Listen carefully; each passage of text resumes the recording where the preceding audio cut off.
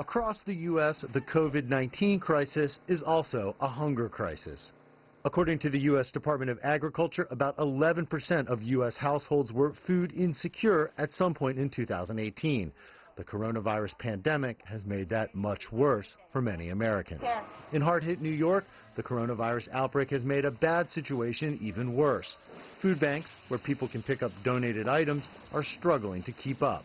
New people, for the first time, are feeling like they're not going to know maybe where their next meal is going to come from. In California, food banks are overwhelmed with new clients. Right now, the need has increased by 200 to 400% at a majority of our distribution lines. In Washington state, site of the first major U.S. outbreak, food donations have been down.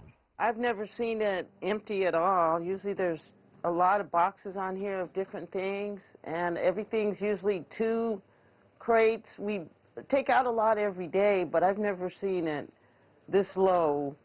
As need across the country goes up. We will have to do some mass distributions in places that we have never distributed from before.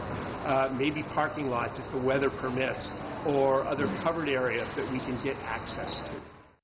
Particularly hard hit are families with children who rely on schools to provide them lunch and sometimes breakfast.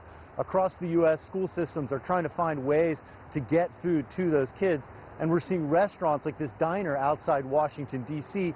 partner with local nonprofits to distribute food to those kids and their families.